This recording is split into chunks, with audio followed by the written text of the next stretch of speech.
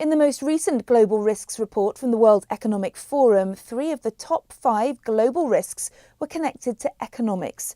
The other 2 in the top 5 are somewhat related as well, including a global water crisis and climate change.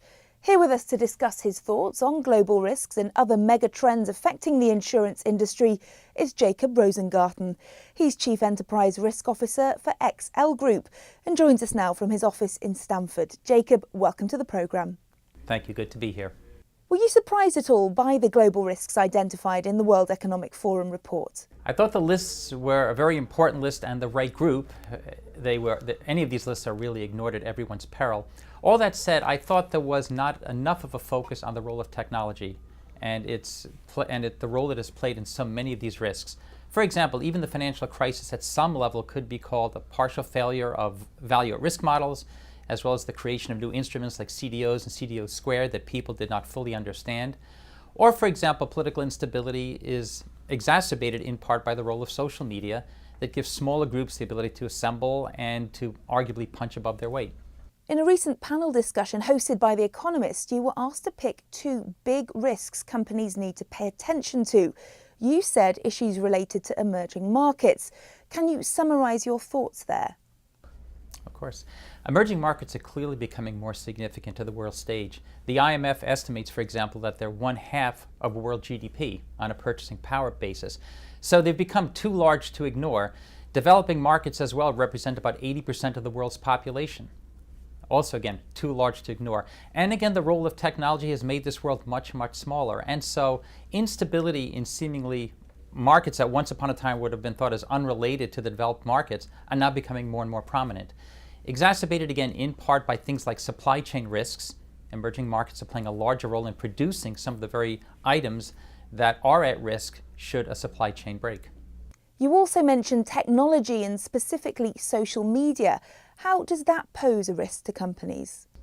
Well, at its most fundamental level, it certainly raises reputation risk that companies face. Any mistake or misstep that a company takes has the risk today of hitting the social media in a very significant and sudden way, and in a way that can be very difficult to manage given the sheer speed of it. Social media, I think, has also played a role in the instability of some of the developing markets.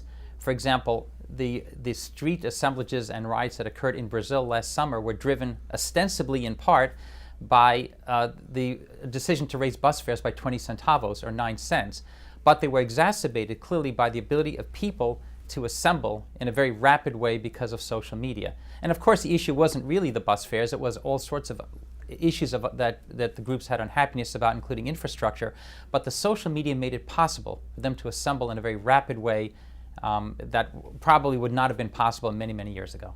I understand you'll be heading off to Dublin in May as the keynote speaker for the upcoming European Insurance Forum. You'll be talking about megatrends reshaping the insurance industry. How will you approach that topic? Thank you. I was going to talk about some major themes that are at work today, ranging from the weakness in the Western economies to issues surrounding urbanization, the role of technology and the way it exacerbates many of these major themes. I was also going to speak about some of the nationalist, far-right, and so-called tribal movements that one sees afoot on the planet today. And again, I think many of these are exacerbated by the impact of technology that lets smaller groups punch above their weight. I was also going to try to discuss some of the implications of the developing markets increasing in wealth. For example, little known fact, in 2013, Saudi Arabia was the 4th largest country in terms of defense spending. That has implications. Jacob, thanks for your time, and we look forward to seeing you in Dublin come May. Thank you. I look forward to seeing you there too.